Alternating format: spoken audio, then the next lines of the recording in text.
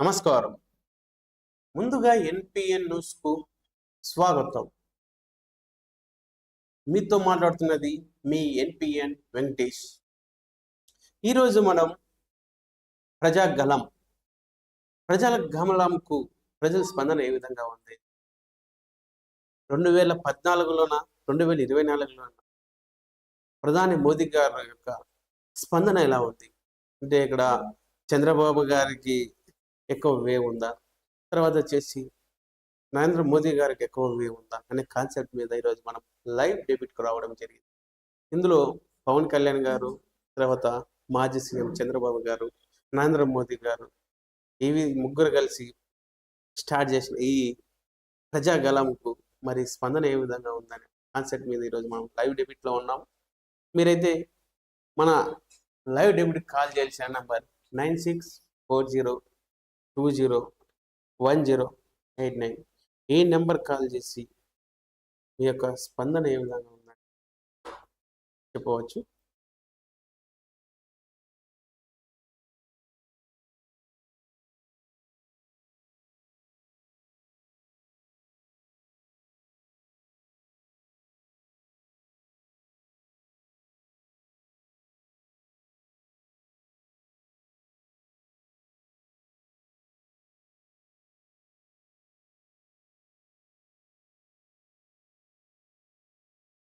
Hello, caller లైన్లో ఉన్నారు. Hello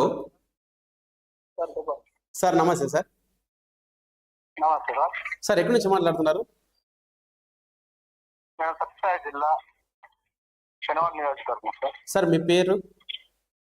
నా పేరు రవికుమార్ సార్. రవికుమార్ సార్, ఇప్పుడు చంద్రబాబు గారు, తర్వాత పవన్ కళ్యాణ్ గారు, ప్రధాని అయిన నరేంద్ర మోదీ గారు ముగ్గురు కలిసి ప్రజాగలం ఒక సభను స్టార్ట్ చేయడం జరిగింది.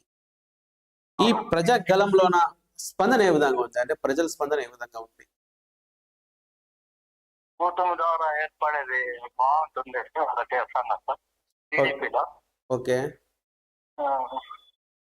సార్, ఇక్కడ నరేంద్ర మోదీ గారు 2014లోన చంద్రబాబు గారికి ఏ విధంగా సపోర్ట్ చేశారు, అదే విధంగా ఇప్పుడు కూడా సపోర్ట్ చేస్తూ ఉన్నారా? అంతే స్ఫూర్తితో సపోర్ట్ చేస్తూ ఉన్నారా, లేకపోతే కొంచెం ఏమైనా డల్గా ఉన్నారా సపోర్ట్ చేసే విషయంలో? కూటమి ఏర్పడిన తర్వాత వాళ్ళకి బలపడింది సార్. జనసేన ఉంటుందని, ఓకే, బీజేపీ కూడి ఉంటుందని. ఇక్కడ మా నియోజకవర్గంలో మాత్రం తర్వాత బాగానే ఉంది. ఓకే సార్, కూటమి ద్వారా వాళ్ళ గెలిచే అవకాశాలు కూడా వాళ్ళకి ఎక్కువ ఉంటాయి సార్. అక్కడక్కడ ఈ జనసేన వాళ్ళు, తర్వాత టీడీపీ వాళ్ళు గొడవ పడుతున్నారని పేపర్లో చూస్తూ ఉన్నాం. దీని మీద మీ స్పందన ఎలా ఉండింది? ఇట్లా గొడవ పడతానది ఏం లేదు సార్. ఒక చోటు బాగా వస్తుంది, మిగతా చోట్ల నాకు తెలిసినంత వరకు బాగానే ఉంది సార్. ఓకే, అంటే ఇప్పుడు పిఠాపురంలోన అక్కడ పవన్ కళ్యాణ్ గారు నిలబడుతున్నారు, తర్వాత అక్కడ టీడీపీ ఇన్ఛార్జ్ని వెళ్ళి చంద్రబాబు గారు కలవడం జరిగింది, సపోర్ట్ చేయడం అనేది కూడా జరిగింది. మరి ఈ రోజు స్టేట్మెంట్లోన వచ్చేసి పిఠాపురం టీడీపీ ఇన్ఛార్జ్ వచ్చేసి ఇక్కడ టీడీపీ వాళ్ళ మీద జనసేన వాళ్ళు గొడవ దిగుతున్నారు అనే స్టేట్మెంట్ ఇవ్వడం కూడా జరిగింది. అక్కడ పవన్ కళ్యాణ్ గారు గెలిచే అవకాశాలు ఉన్నాయంటే లేదంటారా?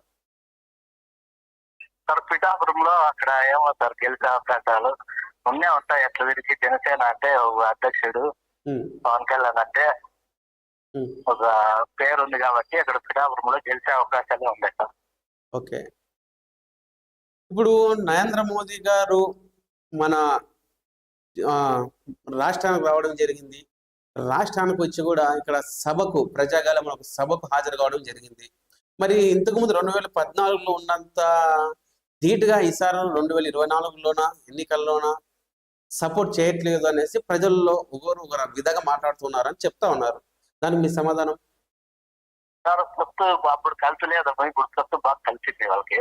ఓకే, అందువల్ల ఏమన్నా కొత్త పెట్టుకొని గెలిచే అవకాశాలు మనం ఎట్టి తిరిగి ఈసారి టీడీపీ గెలిచినే గెలిచాలా, కూటమి ఏర్పాటు చేసుకొని అని పొత్తు పెట్టుకొని అప్పుడు సరిపోకుండా ఇప్పుడు సరిపోయింది సార్ వాళ్ళకి. ఓకే, అట్లా ఎట్టి తిరిగి గెలిచినే గెలిచాలని ఇట్లా పొత్తు పెట్టుకొని కూటమి ఏర్పరచుకొని నరేంద్ర మోడీతో ఎదురుగలుగుతున్నారు సార్. సార్, ఇప్పుడు మోదీ గారు మన ఆంధ్రప్రదేశ్ రావడం వల్ల జగన్ గారి గ్రాఫ్ ఏమో తగ్గుతుందంటారా? నాకు తెలిసి తగ్గుతుందని అనుకుంటాను సార్. ఏ విధంగా? అంటే పొత్తు అట్లుంది సార్ ఇక్కడ. ఓకే. మా నియోజకవర్గంలో మాత్రం అట్లుంది. నేనేమో ఉమ్, చంద్రబాబు నాయుడుకి ఉమ్, గెలిచే అవకాశాలు ఎక్కువ ఉన్నాయని అనుకుంటున్నాను. ఓకే సార్, సిద్ధం సభకు అంటే జనాలు ఎక్కువగా వచ్చారా, ప్రజాగలంకి తక్కువ వచ్చారా? ప్రజా సంకల్పం సార్. సిద్ధం సభకు దాదాపుగా 3,300 ఆర్టీసీ బస్సులే రావడం జరిగింది. 10 లక్షల పైన అవునవును. జనాలు రావడం జరిగింది అనేసి మనం చూస్తే ఉన్నాం. రాప్తాడు అయితేనేమి, భీమిలి అయితేనేమి, ఇంకా మిగతా 2 మొత్తం 4 సిద్ధం సభలు ఏర్పాటు చేస్తే ఒక్కొక్క సిద్ధం సభలో దాదాపు 10 లక్షల మంది కంటే ఎక్కువ జనాలు రావడం జరిగిందని చెప్పారు. మనం సార్ విన్నాం కూడా. సిద్ధం సభ 10 లక్షల జనాభా అంటున్నారు కదా. ఉమ్, సిద్ధం జనాభా 10 లక్షల మంది ఆడ ఉండరు. ఓకే. వాళ్ళ అభిమానులు, పార్టీ కార్యకర్తలు ఉంటారు కొంతమంది. ఉమ్, వాళ్ళ అందరూ ఎంతో ఉన్నారు. ఉమ్, ఇక్కడ వచ్చేసి సిద్ధం సభ ఒకవేళ ఎక్కడైనా కానీ ఏర్పాటు చేసినప్పుడు ఉమ్, ఆ నియోజకవర్గం లేదా ఆ డిస్టిక్ ఉండొచ్చు, పెట్టుకోవచ్చు. ఉమ్, వేరే డిస్టిక్ల నుండి బస్సులు పిలిపించి, ఉమ్, వేరే డిస్టిక్ల నుండి జనాలు పిలిపించి ఉమ్, అంతా ఊరికే 10 లక్షలు 15 లక్షలు అని చెప్పుకుంటారు. కానీ ఓకే. ఆడ ఊరికే వచ్చి చూడు పనికి రాకపోకుండా వాళ్ళు కూడా ఊరికే పిలుచుకొని పోయి ఆడ టైం పాస్ చేయించుకొని ఉమ్, కాలం చెప్పుకొని ముఖాలు చూపించి జనాల సంఖ్యలు చూపించి ఉమ్, అట్లా చేసుకొని ఊరికే పేరు గొప్ప ఓకే. అంటారే అట్లా చేసుకున్నారు సార్. అంతవరకు కానీ సిద్ధం సభ అంటే 10 లక్షల మంది 15 లక్షల మంది తేడా ఏం లేదు. ఓకే. అట్లా చెప్పుకొని వేళ అంటే ఇప్పుడు ప్రజాగలం కూడా ఏర్పాటు చేయడం జరిగింది. ప్రజాగలం కూడా అన్ని రాష్ట్రాల నుంచి, అన్ని జిల్లాల నుంచి జనాలు రావడం జరిగిందని చెప్తా ఉన్నారు. మరి ఆర్టీసీ బస్సులు కూడా 3,000 ఆర్టీసీ బస్సులు మేము ఇస్తే వాళ్ళు మాకు 900 చాలు అని అన్నారు అని వింటూ ఉన్నాం. దానికి మీ సమాధానం? సార్ ఇంకోసారి చెప్పండి. ఇప్పుడు ఆర్టీసీ బస్సులను 3,000 ఆర్టీసీ బస్సులు గవర్నమెంట్, మన ప్రధాని నరేంద్ర మోదీ గారు వస్తున్నారని సప్లై చేయడానికి ఒప్పుకుంటే మాకు 3,000 బస్సులు వద్దు, మాకు కేవలం 900 బస్సులు మాత్రమే ఇవ్వండి అని అన్నారు అని ప్రజల్లో వింటూ ఉన్నాం. సార్ వాళ్ళు ప్రజాబలం వచ్చేసి టీడీపీ కార్యకర్తలు కానీ, ఓకే, పార్టీ నాయకులు కానీ, ఓకే, వాళ్ళ తరపు నుండే వాళ్ళు కానీ తీసుకొని పోయి ప్రజాబలము డెవలప్ అంతా ఎందుకు చేస్తున్నారు. ఓకే, ఎట్టి తిరిగి సక్సెస్ కావాలా, ఈసారి గెలుచాలనే ఉద్దేశంతో. ఓకే సార్, చంద్రబాబు గారు అక్కడ క్యాడర్ అసంతృప్తిగా పెట్టారు అని విన్నాము. ఇప్పుడు పుట్టుపర్తి అయితేనేమి, ఒక ధర్మవరం అయితేనేమి, ఒక అనంతపురం అయితేనేమి, ఇంకొక గుంతకల్ అయితేనేమి, అంటే మనకు తెలిసిన లెక్కలో అంటే వేలలో లెక్క వేసుకునే క్యాడర్ అసంతృప్తి ఉన్నాయి. ఒక కళ్యాణదుర్గం అయితేనేమి, అంటే ఒక క్యాండిడేట్ ని ఎంచుకొని ఇంకొక క్యాండిడేట్ ఇవ్వడం జరిగింది. అక్కడ క్యాడర్ అసంతృప్తిగా ఉన్నారు అని చెప్తా ఉన్నారు. సార్ ఇక్కడ వచ్చేసి కళ్యాణదుర్గం కానీ, ధర్మారం కానీ, పెనుగొండ కానీ లోకల్లో ఉండే వాళ్ళని అనౌన్స్ చేసినారు. అది కాక 5 ఏళ్ళు ప్రజలకు అందుబాటులో ఉండే వాళ్ళని వాళ్ళకి మాత్రమే టికెట్ ఇచ్చినారు. ఒకవేళ కొంతమంది మనస్తాపంతో ఉన్నారు పార్టీ నాయకులు, ఇక్కడే ఉండొచ్చు. వాళ్ళకి సర్దు చెప్పి యాదవ్ పార్టీలో మంచి టికెట్ లాంటి ఏదో క్యాడర్ ఉండేది యాదవ్ తీసుకునే ఇస్తారు తక్కువకుండా. ఇప్పుడు వాళ్ళు చంద్రబాబు నాయుడు చెప్పేది వీళ్ళకి సర్దు చెప్పి అందరినీ కలుపుకొని ముందుకు పోవాలా అనే ఉద్దేశంతోనే పార్టీ వీడుకోకుండా సీనియర్ నాయకులకి సర్దు చెప్పి చేస్తున్నారు సార్ ఇక్కడ. ఓకే, ఇప్పుడు అంటే కళ్యాణదుర్గం ఉమా మహేశ్వర నాయుడు గత 2019 నుంచి ఓడిపోయిన కొన్ని కోట్లు ఖర్చు పెట్టి స్థానికంగా ఉండి ప్రజలకు అందుబాటులో ఉన్నాడు. మరి అలాంటి వ్యక్తి మీకు ఇవ్వకుండా వేరొక వ్యక్తి ఇవ్వడం జరిగింది, వేరొక వ్యక్తికి సీట్ ఇవ్వడం జరిగింది అక్కడ. సార్ అది వచ్చేసి పార్టీ ముందు టికెట్ ఆయనకే వచ్చింది, 16 కేసులు.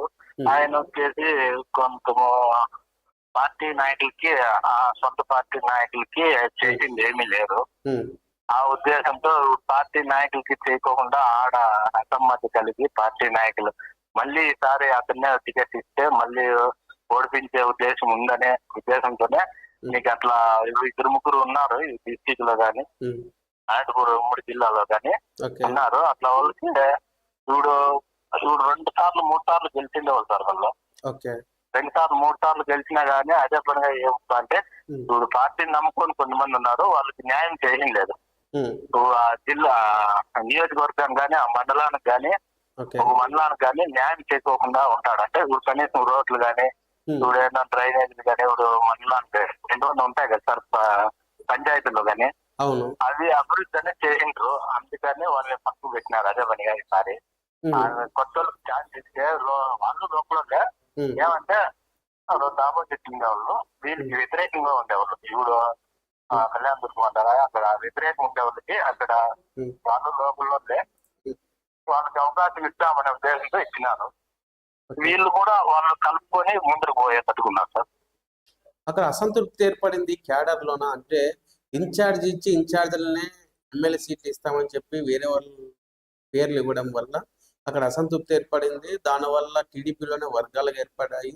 ఈ వర్గాలు ఏర్పడడం వల్ల అక్కడ టీడీపీ వచ్చే ఛాన్సే లేదు అని అంటే ప్రజల యొక్క అభిప్రాయాలు బయటకు వస్తా ఉన్నాయి. వర్గాలు అనేది ఇప్పుడు సీనియర్లు కదా సార్. వీళ్ళు జిల్లాలో వచ్చేసి కొంతమంది సీనియర్లు ఏం చేసినారంటే వాళ్ళు వాళ్ళ ఎమ్మెల్యేలు ఇప్పుడు సత్య జిల్లా కానీ అనంతపురం జిల్లాలో కానీ వాళ్ళు వాళ్ళ ఎమ్మెల్యేలు సీనియారిటీని బట్టి వాళ్ళు ఒక గ్రూప్ గా ఉన్నారు. ఈసారి మనకే రాళ్ళ మనమే చేసుకుందాము అంటే ఇప్పుడు వచ్చిండే వైఎస్ఆర్ వాళ్ళు చేసిండేది ఏంటనే కానీ ఆపోజిట్ వాళ్ళకి కొంత భంగం కలిగించేటట్టుకున్నారు. అందుకని మేము ఎట్టి తిరిగి ఈసారి కసితో గెలిచల్లా గెలిచి మేము మా ప్రతాపాన్ని చూపించాలనే ఉద్దేశంతోనే ఉన్నారు వాళ్ళు. అందుకని వాళ్ళకి టికెట్ రాకుండా వీళ్ళంతా ఇప్పుడు ధర్మారం గాని కళ్యాణ దుర్గం గాని పెనగొండ గాని కొంతమంది నాయకులు ఉన్నారు. వాళ్ళు కలిసి ఇది ఎంత చేస్తా ఉన్నారు. ఇది చంద్రబాబు నాయుడు వీళ్ళని కలిసికట్టుగా ఒప్పించి ముందుకు సాగాలని నేను అనుకుంటున్నాను సార్.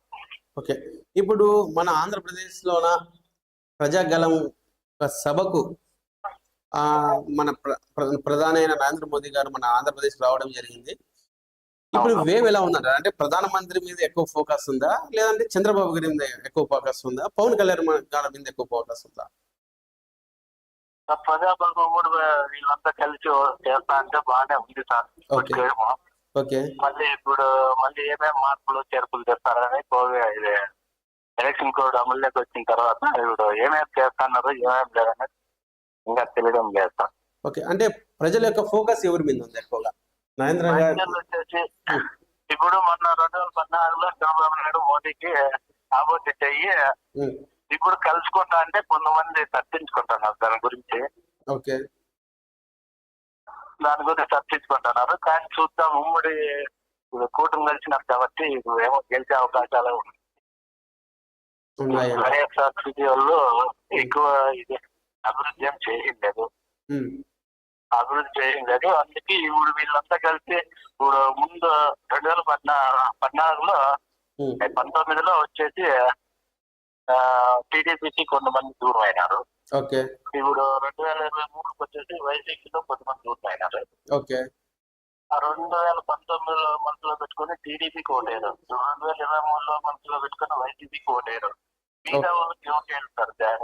ఎక్కడికి జనసేన ఉంది, బీజేపీ ఉంది. బీజేపీకి సీట్లు ఆడాలని కేటాయించినారు. ఎమ్మెల్యేలు వచ్చేసి జనసేనలో టీడీపీ ఒకటే అయింది. ఈ విషయం కూడా కొంతమంది చర్చించుకుంటున్నారు సార్. అంటే ఇప్పుడు ప్రజల్లోన పవన్ కళ్యాణ్ ఎక్కువ క్రేజ్ ఉందంటారా? ప్రజల్లో ఉన్నారు సార్. అదే చర్చించుకుంటున్నారు.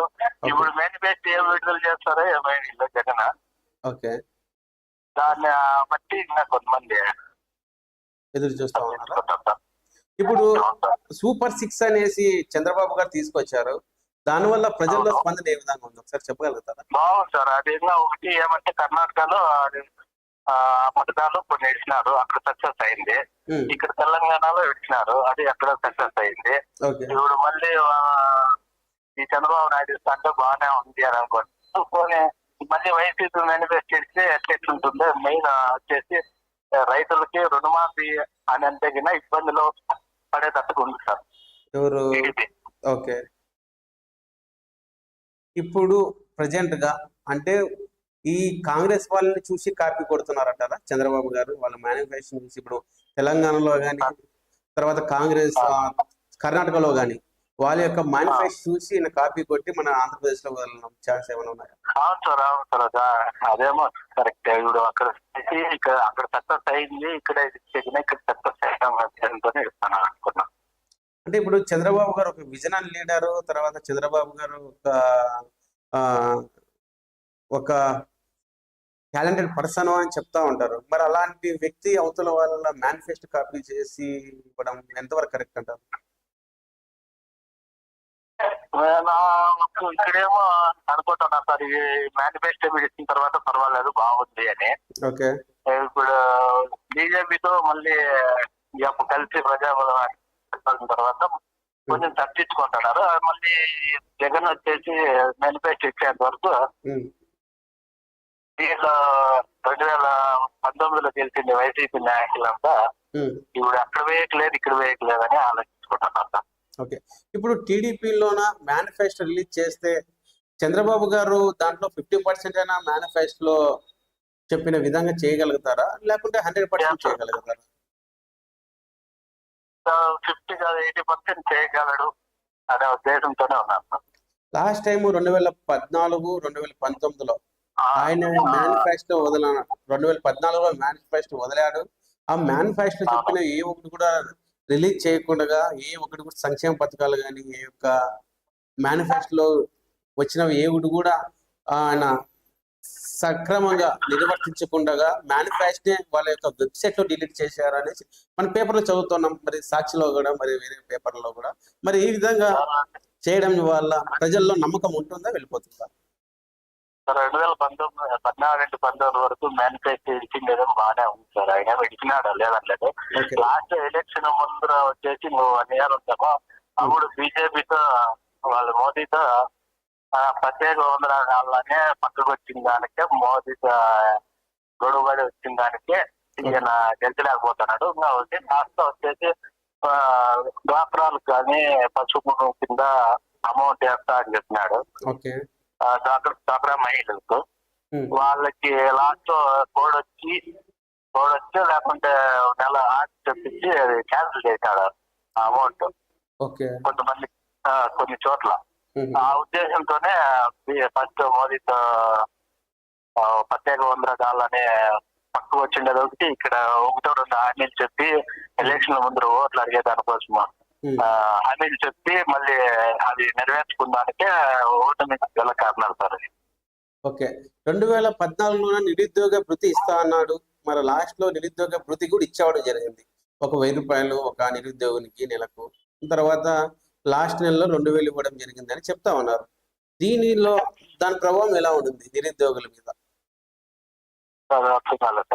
నిరుద్యోగ భృతి ఇచ్చారు చంద్రబాబు గారు, అంటే మేనిఫెస్టో చెప్పిన విధం కాకుండా లాస్ట్ ఎలక్షన్స్ వచ్చాయి.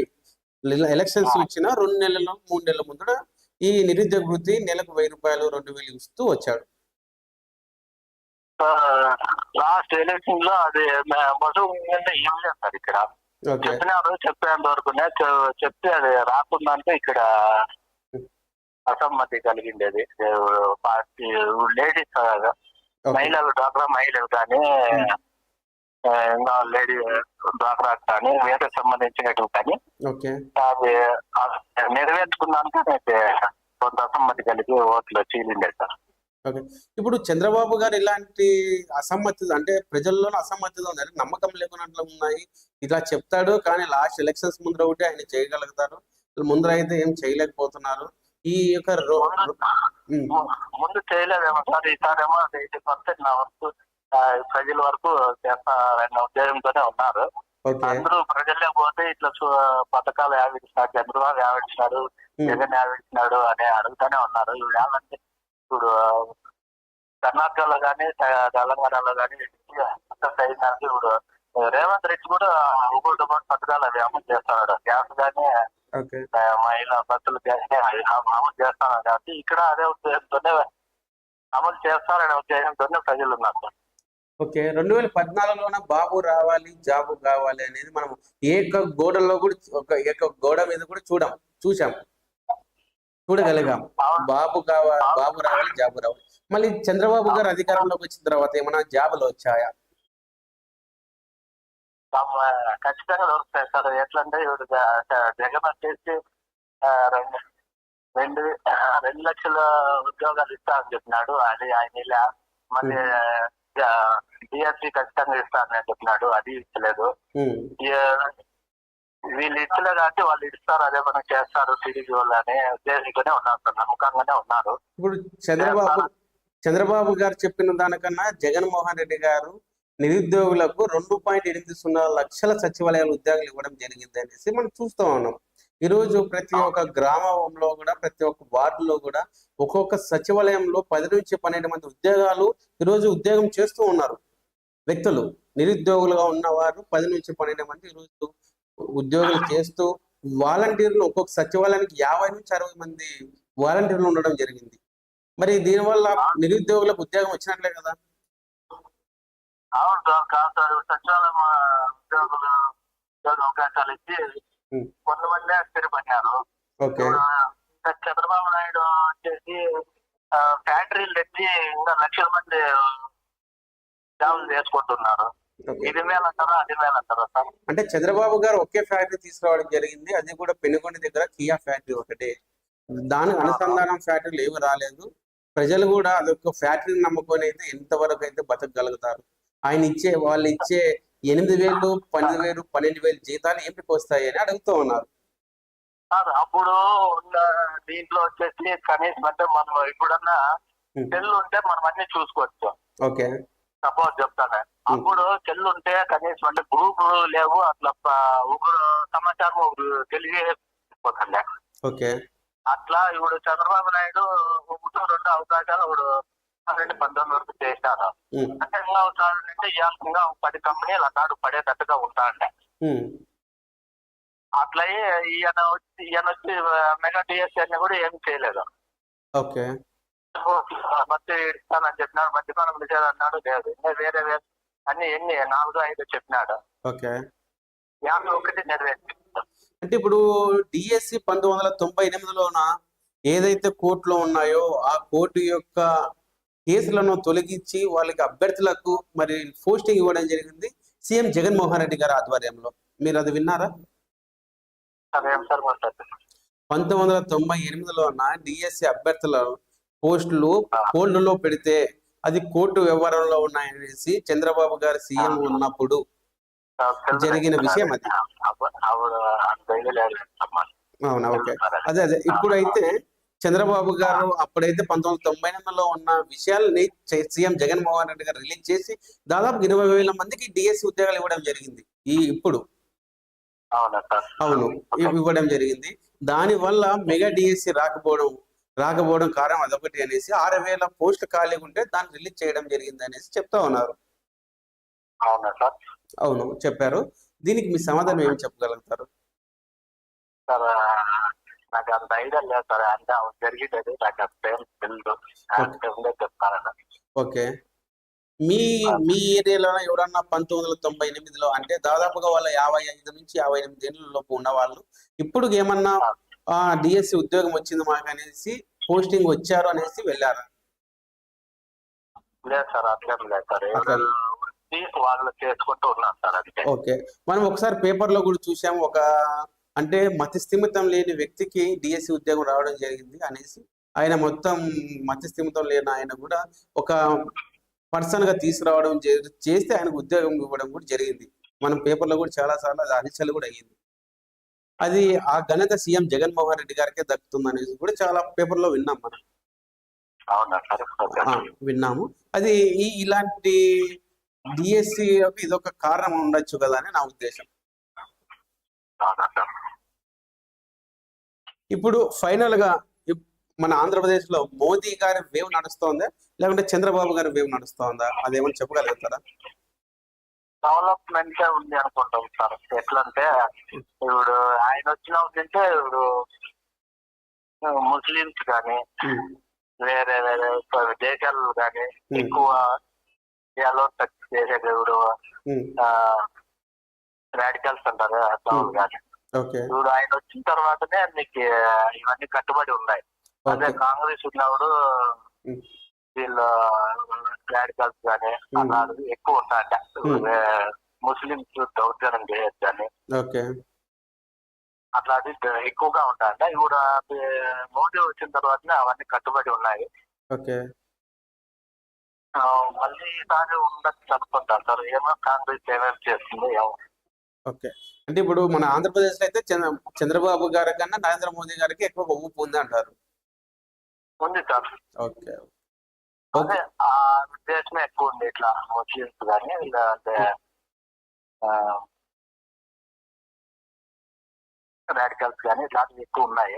ఆ ఉద్దేశంతోనే ఉన్నారు. ఇంకా అట్లే కాంగ్రెస్ వస్తే కానీ ఇవన్నీ బయటకు వస్తాయి అనే ఉద్దేశంతోనే ఉన్నారు. ఫైనల్ గా మీరు ఏ ప్రభుత్వం వస్తే బాగుంటది అనుకున్నారు? అంటే వైఎస్ఆర్సీపీ ఉమ్మడి కూటమి సార్. ఈ కూటమి అనేది ఏర్పడిన తర్వాత ఇప్పుడు శ్రీరామ్ దాస్ సినిమాలో ఐస్ గడ్డ తీసుకొని పోయి నలుగురు పట్టుకొని వచ్చి 5వ క్లాస్ లో వస్తుంది ప్రజలకి. అట్లా అవుతుంది. ఇప్పుడు బీజేపీతో పొత్తు పెట్టుకొని జనసేన పెట్టుకొని మళ్ళీ పార్టీ నాయకులు గెలుచుకొని లాస్ట్ ప్రజలకి ఏమవుతుంది, ఏం న్యాయం జరుగుతుందా లేదా అనే ఉద్దేశంతోనే న్యాయం జరుగుతుందో లేదా అని నేను అనుకుంటున్నాను సార్.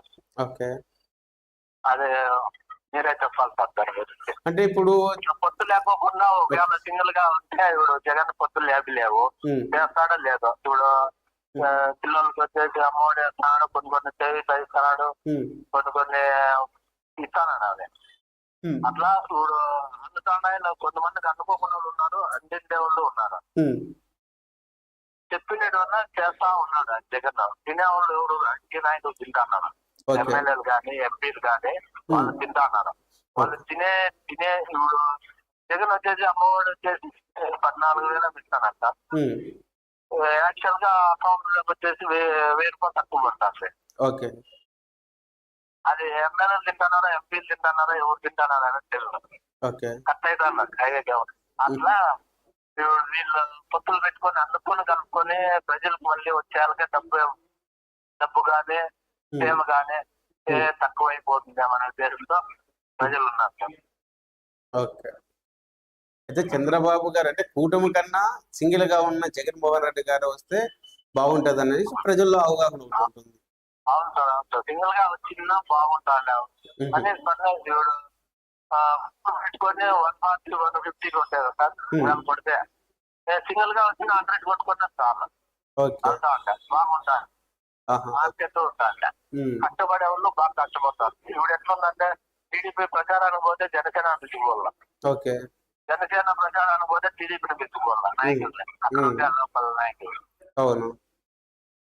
అట్లాగా రూపాయి ఖర్చు వస్తే ₹100 ఖర్చు పెట్టాలా, వీళ్ళకి ₹100. అదే రూపాయి ఖర్చు వాళ్ళ నాయకులకి వాళ్ళ టీడీపీ కార్యకర్తలకి ఆ రూపాయి ఖర్చు పెడతా ఇంకా బాగుంటాడా అది ప్రజలు అనుకుంటున్నారు సార్. ఓకే అండి, మీ టైం మాకు కేటాయించినందుకు ధన్యవాదాలు. ఈ విధంగా మరి ప్రజల్లోన సింగిల్గా వస్తే బాగుంటుంది, కూటమిగా వచ్చారు కాబట్టి ప్రజల్లో వాళ్ళ యొక్క ఏది భావాలు మరి మనకి సరిగ్గా సంక్షేమ పథకాలు అందుతాయో లేదో ఆలోచనలో ఉన్నారు అనేసి ఒక కాలర్ గారు చెప్పడం జరిగింది. మరి ఈ విధంగా సీఎం జగన్మోహన్ రెడ్డి గారు ప్రవేశపెట్టిన సంక్షేమ పథకాలు ప్రతి ఒక్కటి కూడా వాళ్ళకి రావడం జరుగుతుంది. అదే ఏదో ఒకటి వాళ్ళ ఇంట్లో ఏదో ఒక సంక్షేమ పథకం రూపంలో ఉన్న వాళ్ళ యొక్క సంక్షేమాన్ని వాళ్ళు తీసుకోవడం జరిగింది అనేసి ఇక్కడ చెప్పడం జరుగుతుంది. ఇందులో భాగంగా మనకు కాల్ చేయాల్సిన నంబర్, మీరు మనతో మాట్లాడాలనుకుంటే మన ఛానల్ ద్వారా మీ యొక్క ప్రజాగలం సభ యొక్క వివరణ